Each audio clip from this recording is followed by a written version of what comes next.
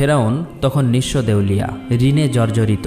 ঋণ পরিশোধ করার ভয়ে ঘরের মধ্যে লুকিয়ে পড়ে। অতএব একে একে পাওনাদার ফেরাউনের বাড়িতে আসতে থাকে। ফেরাউন ছিল খুবই চতুর এবং প্রতারক। শুধু প্রতারক নয়, বাটপার। তাই সে ঘরের মধ্যে থাকলেও ঘরের দরজাটা খোলা রাখত, যাতে পাওনাদার বুঝতে পারে বাড়িতে কেউ নেই। দিনের পর দিন এভাবেই পাওনাদার সেখানে আসে, কিন্তু ফেরাউনের দেখা না পেয়ে তারা ফিরে যায়। ফেরাউন একা একা ভাবতে থাকে, এভাবে আর কতদিন নিজেকে লুকিয়ে রাখবো, নিজেকে প্রতিষ্ঠিত করতেই হবে। সেই সময় মিশর ছিল অর্থনৈতিক দিক থেকে বিশ্বের সেরা। অতঃপর ফেরাউন পাওনাদারের ভয়ে রাতের গভীর আধারে বলক থেকে মিশরের উদ্দেশ্যে লুকিয়ে লুকিয়ে রওনা হলেন। সারা রাত অনেক পথ অতিক্রম করার পর শেষ পর্যন্ত মিশরে পৌঁছালো। কিছু দূর যাবার পর তার বন্ধু হামানের সাথে সাক্ষাৎ হলো। তাকে দেখা মাত্রই হামান জিজ্ঞাসা করলো, প্রিয় বন্ধু, তুমি এখানে কেন? তোমার কি অবস্থা? তখন ফেরাউন বলল, বন্ধু হামান, আমি খুবই মুসিবতের মধ্যে আছি। পাওনাদারের ভয়ে লুকিয়ে পালিয়ে এসেছি। আমি একেবারে নিঃস্ব, চারিদিকে ঋণে জর্জরিত। এখন আমার কোনো একটা কাজের প্রয়োজন। তখন হামান বলল, ফেরাউন, আমারও একই অবস্থা, আমার একটা কাজের প্রয়োজন। অতঃপর ফেরাউন ও হামান কাজের সন্ধানে বেরিয়ে পড়লেন। কিছু পথ অতিক্রম করার পর তারা ক্ষুধায় এবং তৃষ্ণায় কাতর হয়ে পড়েছিল।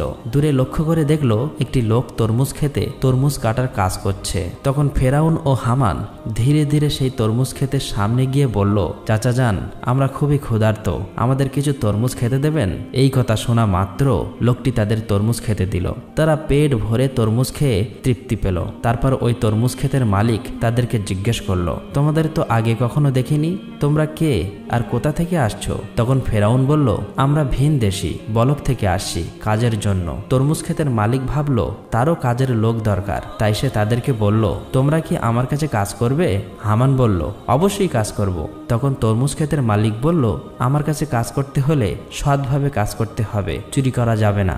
ফেরাউন ছিল প্রতারক, তাই সে চালাকি করে বলল, আমি জীবনে কখনো মিথ্যা বলিনি, আর চুরি তো দূরের কথা।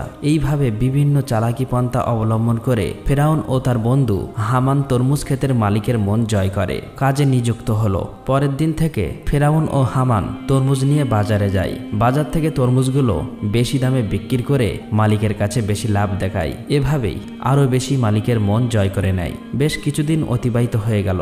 একদিন ফেরাউন ওই ক্ষেতের মালিককে বলে, চাচা যান, আপনি তরমুজগুলো পিস হিসাবে আমাকে বিক্রি করুন, তাহলে আপনার আরো বেশি লাভ হবে। ক্ষেতের মালিক তার কথায় রাজি হয়ে গেল।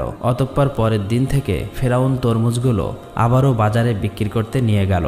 ফেরাউন তরমুজগুলো পিস হিসাবে কিনত, মাঝে মধ্যে কিছু তরমুজ চুরিও করত এবং বাজারে এসে তরমুজগুলো কেটে টুকরো টুকরো করে চড়া দামে বিক্রি করত। এভাবেই চালাকি করে ফেরাউন অনেক টাকা উপার্জন করলো। একদিন রাতে ফেরাউন তার বন্ধুকে বলল, হামান, এভাবেই যদি আমরা শুধু তরমুজ বিক্রি করি তাহলে জীবনে কিছুই করতে পারবো না, আমাদের অন্য কিছু করতে হবে। সেই সময় ঘটে যায় এক চমৎকার ঘটনা। মিশরের বাদশাহ তার সেনাবাহিনীর দ্বারা দেশের মধ্যে একটি বিজ্ঞপ্তি জারি করে। সেনাবাহিনীরা বিভিন্ন জায়গায় গিয়ে বলে, এত দ্বারা জানানো যাইতেছে যে মিশরের কবরস্থানে একটি দারোয়ান প্রয়োজন। যদি কোনো ব্যক্তি এই চাকরি করতে ইচ্ছুক হও তাহলে সে যেন অতি সত্বর মিশরের বাদশার দরবারে যোগাযোগ করে। এই কথা বলে সেনাবাহিনীরা সেখান থেকে চলে গেল।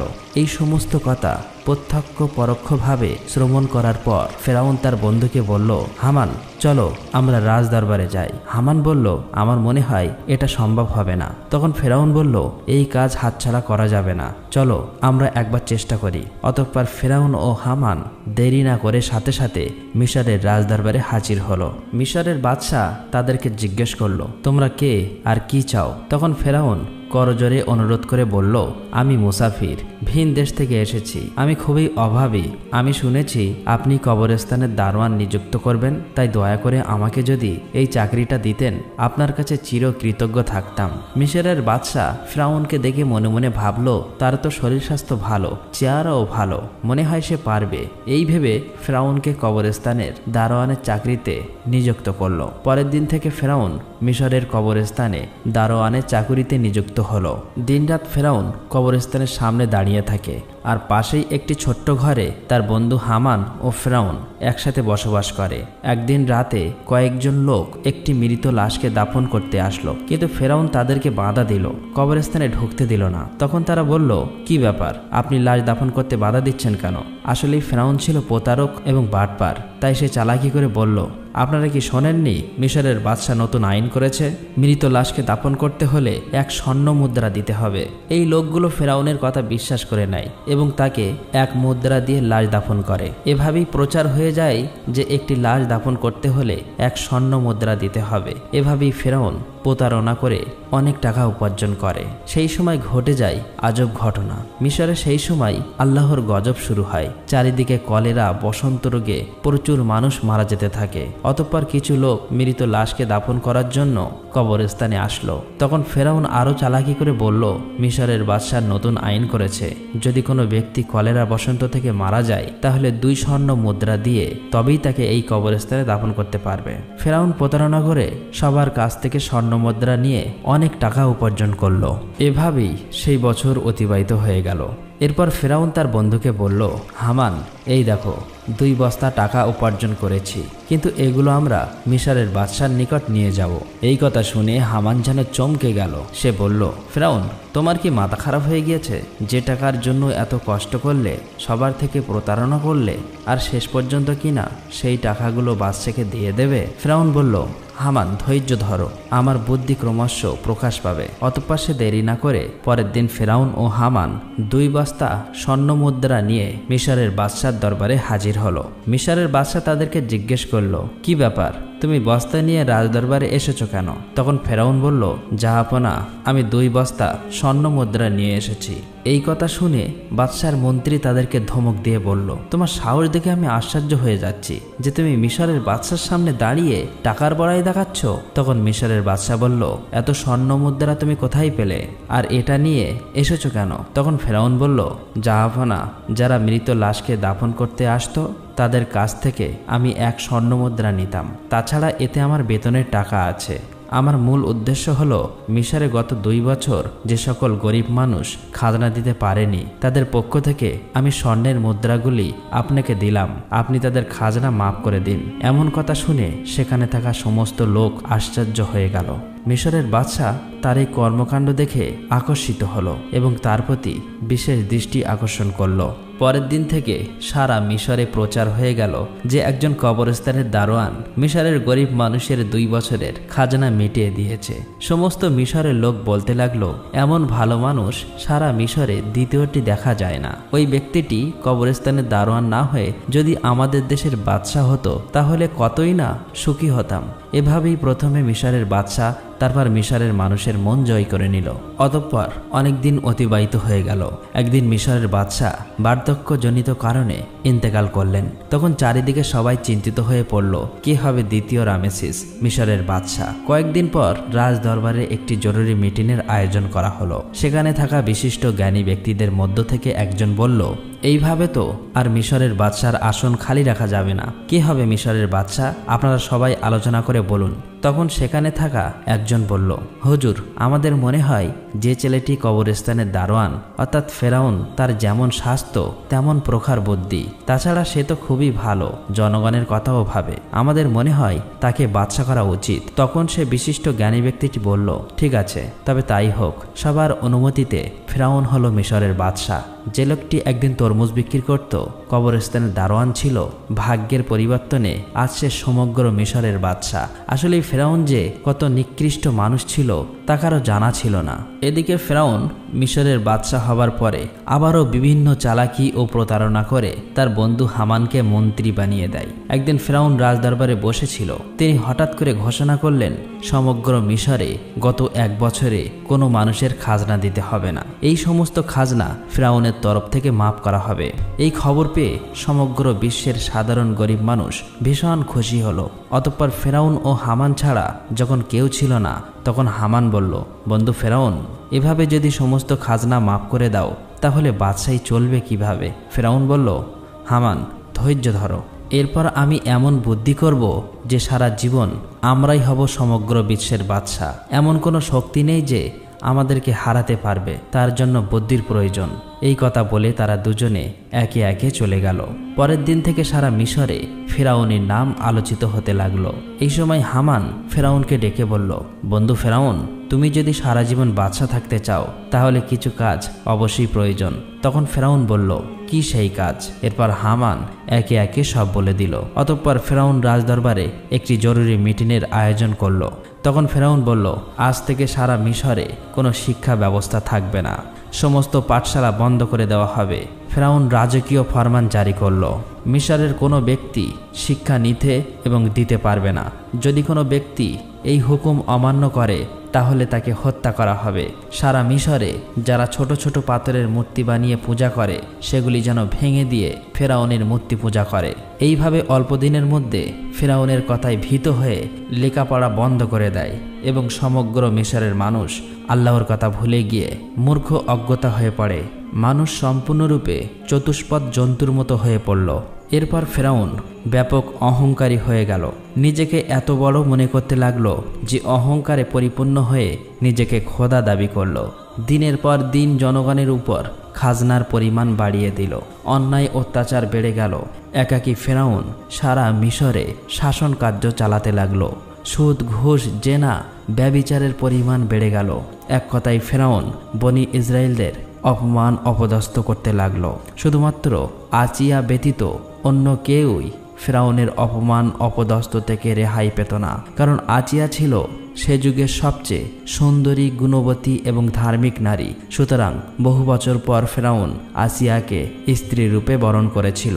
একদা আসিয়া তার নিজ কক্ষে বসেছিলেন। মনে মনে ভাবতে লাগলো, যেভাবে স্বামী ফেরাউন দেশের জনগণকে অন্যায়ভাবে অত্যাচার করছে, নিজেকে খোদা বলে দাবি করছে, তাতে নিজে তো আল্লাহর গজবে পতিত হবেই এবং দেশের সমস্ত মানুষকে ধ্বংস করবে। ঠিক ওই সময় ফেরাউন সেই কক্ষে প্রবেশ করলো এবং বলল, আসিয়া, তোমাকে এমন চিন্তিত দেখাচ্ছে কেন? তখন আসিয়া বলল, প্রিয় স্বামী, আপনি নিশ্চয়ই জানেন যে এই পৃথিবী, চন্দ্র, সূর্য, আসমান, জমিন সবকিছুই সেই মহান আল্লাহ তাআলা সৃষ্টি করেছেন। সুতরাং মানুষ যতই ক্ষমতা লাভ করুক না কেন, একটি ছোট্ট পতঙ্গ সৃষ্টি করতে পারে না। মানুষ মরণশীল, একদিন সবাইকে পৃথিবী ছেড়ে চলে যেতে হবে।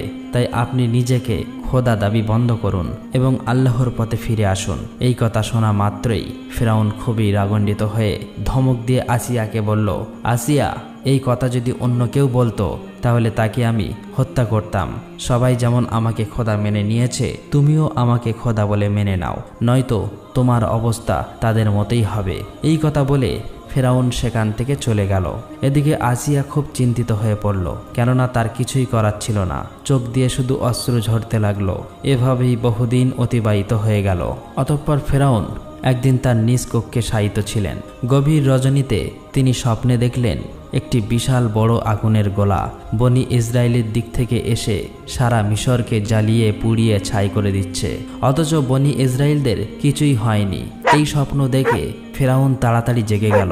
ফেরাউন দেরি না করে পরের দিন দেশের বিভিন্ন প্রান্তে থাকা বড় বড় জ্যোতিষীদের রাজ দরবারে ডাকলেন এবং নিজের স্বপ্নের কথা বললেন। ফেরাউনের এই স্বপ্নের তাবির করে জ্যোতিষীদের মধ্যে একজন জ্যোতিষী বলল, জাহাপনা, আপনি কিছু মনে করবেন না, ভবিষ্যতে আমরা আপনার মৃত্যু দেখতে পাচ্ছি। আপনি বেশি দিন মিশরের বাদশা থাকতে পারবেন না, আপনার ক্ষমতা চূর্ণ বিচূর্ণ হয়ে যাবে। এই কথা শ্রবণ করে ফেরাউন অত্যন্ত রাগান্বিত হয়ে জ্যোতিষীকে ধমক দিয়ে বলল, কি বলতে চাইছো? আমাকে ক্ষমতা থেকে হারাবে এমন কোনো শক্তি আছে? তখন জ্যোতিষী বলল, বনি ইসরায়েলদের মধ্য হতে মুসা নামক একটি ছেলে আপনার ক্ষমতা শেষ করে দেবে। এই কথা বলে তারা সেখান থেকে চলে গেল। কিছুদিন পর ফেরাউন হামানকে বলল, সারা মিশরে যে ঘরে শিশুপুত্র সন্তান থাকবে তুমি সৈন্য বাহিনী নিয়ে তাদেরকে হত্যা করো। ফেরাউনের কথা মতো হামান সেনাবাহিনী নিয়ে মিশরের প্রতিটি বাড়িতে তল্লাশি করে পুত্র সন্তানদের হত্যা করতে লাগলো। তাফসীর কারকদের মতে এভাবেই যখন প্রায় ৮০,০০০ পুত্র সন্তান হত্যা করা শেষ হলো, তখন ফেরাউন আবারও মিশরের সবচেয়ে বড় বড় জ্যোতিষীদের গণনার জন্য আনা হলো। অতঃপর জ্যোতিষীরা তখন বলল, জাহাপনা, আমরা গণনা করে দেখতে পাচ্ছি আপনি যতগুলো পুত্র সন্তান হত্যা করেছেন তার মধ্যে মোসা নামক সেই ছেলেটি নেই। তখন ফেরাউন বলল, ভালো করে গণনা করো। এবার জ্যোতিষীরা বলল, জাহাপনা, আমরা গণনা করে দেখতে পাচ্ছি আপনি যতই তাকে হত্যা করার চেষ্টা করেন না কেন তাকে হত্যা করতে পারবে না। মুসা নামক সেই ছেলেটি আপনার ক্ষমতা চূর্ণ বিচূর্ণ করে দেবে, আর সেই ছেলেটি এখন শিশু। এই কথা শোনা মাত্রই ফেরাউন আরও রাগান্বিত হলো এবং সাথে সাথে হুকুম করলো, তোমরা প্রতিটি বাড়িতে গিয়ে তল্লাশি করো, যে ঘরে মোসা থাকুক না কেন তাকে হত্যা করো। এই খবর সারা মিশরে ছড়িয়ে পড়ল। তখন হজরত মুসা আলাইহিসসালামের আম্মাজান খুবই চিন্তিত হয়ে পড়লেন কিভাবে তার শিশু মুসাকে বাঁচাবে। ঠিক ওই সময় তার কন্যা মরিয়ম নদীর চরে ছাগল চড়াচ্ছিল। ভালো করে লক্ষ্য করে দেখল হামান সহ ফেরাউনের অনেক সৈন্যবাহিনী তাদের বাড়ির দিকেই যাচ্ছে। এটা দেখার পর মরিয়ম খুব দ্রুত তার বাড়িতে চলে আসলো এবং বলল, আম্মাজান, ফেরাউনের সৈন্যবাহিনী আমাদের বাড়ির দিকে আসছে, আমার ভাই মুসাকে তুমি বাঁচাও। এই কথা শুনে হজরত মুসা আলাইহিসসালামের আম্মাজান একেবারে হতভম্ব হয়ে গেল। তিনি কিছুতেই বুঝতে পারছে না কি করবে। ততক্ষণে ফেরাউনের সৈন্যবাহিনী তাদের বাড়ি ঘিরে ফেলেছে। এমন সময় আল্লাহ রাব্বুল আলামিন গায়েবী আওয়াজের মাধ্যমে বললেন, হে মুসার আম্মাজান, তুমি দেরি করো না, তোমার পুত্র মুসাকে জ্বলন্ত চুলায় রেখে দিয়ে এসো। হজরত মুসা আলাইহিসসালামের আম্মাজান আর দেরি না করে জ্বলন্ত চুলায় শিশু মুসা আলাইহিসসালামকে রেখে দিলেন। আর তখন হঠাৎ করে ফেরাউনের সৈন্যবাহিনী ঘরের মধ্যে প্রবেশ করল। তারা বলল, আমরা খবর পেয়েছি তোমার ঘরের মধ্যে মুসা নামক পুত্র সন্তান আছে, তাড়াতাড়ি আমাদের কাছে দিয়ে দাও। তখন আম্মাজান বলল, এই দেখুন, আমার তো কন্যা সন্তান, যদি আমার ঘরে মুসা থাকে তাহলে তোমরা খুঁজে বার করো। তারপর ফেরাউনের সৈন্যবাহিনী ঘরের এদিক ওদিক তন্ন তন্ন করে খুঁজতে লাগলো, কিন্তু কোথাও পেল না। অবশেষে সেখান থেকে তারা সবাই চলে গেল। এরপর হজরত মুসা আলাইহিসসালামের আম্মাজান কাঁদতে কাঁদতে ওই জ্বলন্ত চুলার কাছে গিয়ে দেখল হজরত মুসা আলাইহিসসালাম বেঁচে আছে এবং ওই জ্বলন্ত আগুনের মধ্যেই খেলা করছে আল্লাহর কুদরতে। হজরত মুসা আলাইহিসসালামের একটি পশমও আগুনে পড়েনি। তখন হজরত মুসা আলাইহিসসালামের আম্মাজান আল্লাহর দরবারে শুকরিয়া আদায় করলেন এবং বললেন, হে আল্লাহ, তুমি সমস্ত ক্ষমতার মালিক, সমস্ত প্রশংসা তোমারই। আল্লাহ গো, তুমি আমার পুত্র মুসাকে বাঁচিয়েছ। অতঃপর হজরত মুসা আলাইহিসসালামের আম্মাজান ওই দিন রাতে স্বপ্ন দেখলেন আল্লাহ রাব্বুল আলামিন বলছেন, তুমি একটা কাঠের সিন্দুক তৈরি করো এবং হজরত মুসা আলাইহিসসালামকে ওই সিন্দুকের মধ্য দিয়ে নীল নদে ভাসিয়ে দাও। এদিকে আল্লাহ রাব্বুল আলামিন হজরত জিব্রাইল আলাইহিসসালামকে ডেকে বললেন, হে জিব্রাইল, তুমি যাও মুসা আলাইহিসসালামের আম্মাজানকে সাহায্য করো। এই নির্দেশ পেয়ে হজরত জিব্রাইল আলাইহিসসালাম মুসা নবীর বাড়ির দিকে আসতে লাগলেন। সকালবেলা হজরত মুসা আলাইহিসসালামের আম্মাজান নিজের ঘরের সামনেই খুবই চিন্তিত অবস্থায় ছিলেন। এমন সময় দেখলেন একজন দরবেশ তার বাড়িতে এসে হাজির হলেন। তখন মুসা নবীর আম্মাজান বললেন, আপনি কে? আপনাকে তো চিনলাম না। তখন তিনি নিজের পরিচয় গোপন রেখে বললেন, আমি একজন কাঠ মিস্ত্রি, আপনার কি কোনো কাঠের জিনিস তৈরি করতে হবে? সাথে সাথে মুসা নবীর আম্মাজান বলল, অবশ্যই, আমার একটা কাঠের সিন্দুক তৈরি করতে হবে। আর এভাবেই আল্লাহ তাআলা সেদিন জিব্রাইল আলাইহিসসালামের মাধ্যমে মুসা আলাইহিসসালামের আম্মাজানকে সিন্দুক বানিয়ে সাহায্য করেছিল। অতঃপর মুসা আলাইহিসসালামকে নীল নদে ভাসিয়ে দিলেন। আল্লাহর কি কুদরত! নীল নদের স্রোত যেদিকে যায় হজরত মুসা আলাইহিসসালামের কাঠের সিন্দুক ওই স্রোতের উল্টো দিকে যায়। এইভাবে ভাসতে ভাসতে হজরত মুসা আলাইহিসসালামের এই কাঠের সিন্দুক ফেরাউনের রাজদরবারের কাছে গিয়ে পৌঁছালো। সেখানে উপস্থিত ছিল ফেরাউন এবং তার স্ত্রী মা আসিয়া এবং দাসদাসী। সিন্দুকটি দেখা মাত্র মা আসিয়া এগিয়ে এলো। মা আসিয়া সিন্দুকটি খুলে দেখল একটি ফুটফুটে কচি শিশু, তার ললাটে যেন নূরের আলো চমকাচ্ছে। এত সুন্দর শিশু সে জীবনে কখনোই দেখেনি। তাই দেরি না করে মা আসিয়া মুসা আলাইহিসসালামকে কোলে তুলে নিল এবং ফেরাউনের কাছে গিয়ে বলল, দেখুন কত সুন্দর শিশু, এই শিশুটিকে আমি লালন পালন করব। এটা শুনে ফেরাউন বলল, না, এই শিশুই হয়তো আমাদের শত্রু হবে। এটাই বনি ইসরায়েলদের মধ্যে থেকে কোনো এক শিশু হতে পারে, একে আমি হত্যা করব। তখন মা আসিয়া বলল, কি বলছেন? এটা যদি বনি ইসরায়েলদের কোনো শিশু হতো তাহলে নদীর স্রোতে উল্টো দিকে কিভাবে আসলো? এটা তো ওই দিকে যাওয়ার কথা ছিল। এই যুক্তি শুনে ফেরাউন আর কিছু বলল না, শুধু বললেন, ঠিক আছে, তুমি এই শিশুকে লালন পালন করতে পারো। অতঃপর মা আসিয়া হজরত মুসা আলাইসাল্লামকে নিয়ে রাজ দরবারে প্রবেশ করলেন। ফেরাউন যখন মুসা আলাইসাল্লামকে কোলে তুলে নিল এবং নিজের সন্তান রূপে আদর করার জন্য চুম্বন দিতে যাবে, এমন সময় হজরত মুসা আলাইসাল্লাম আল্লাহর হুকুমে ওই কচি শিশু হাতে এত জোরে ফেরাউনকে চড় মারল যেন রাজদরবার কেঁপে গেল। মনে হলো যেন ভূমিকম্প শুরু হয়ে গেছে। তখন ফেরাউনের মনে সন্দেহ প্রকাশ পেল। মনে মনে বলতে লাগলো, নিশ্চয়ই এই শিশু কোনো সাধারণ শিশু নয়, একে পরীক্ষা করতে হবে। তখন ফেরাউন একজনকে বলল, যাও কিছুটা স্বর্ণ আনো আর তার সাথে আগুন নিয়ে এসো, এই শিশুকে পরীক্ষা করব। এটা শুনে সেখানে থাকা উপস্থিত সবাই হতবাক হয়ে গেল। এই লোকটি যখন আগুন আর স্বর্ণ নিয়ে আসলো, ঠিক ওই সময় আল্লাহ রাব্বুল আলামিন হজরত জিব্রাইল আলাইসাল্লামের মাধ্যমে হজরত মুসা আলাইসাল্লামের হাত আগুনের দিকে ঘুরিয়ে দিল আর মুসা আলাইসাল্লাম চিৎকার করে কাঁদতে লাগলো। তখন আসিয়া বলল, আপনার মতো কঠিন হৃদয় এবং নিষ্ঠুর এই পৃথিবীতে আর কেউ নেই। এই কচি শিশু কি আগুন এবং স্বর্ণের কোনো পার্থক্য জানে? অতঃপর ফেরাউনের মনে সন্দেহ মুছে গেল। আর এইভাবে হজরত মুসা আলাইসাল্লাম ফেরাউনের বাড়িতেই বড় হতে লাগলো। প্রিয় দর্শক, আজকের ভিডিও এখানেই শেষ। আসসালামু আলাইকুম, সবাই ভালো থাকবেন।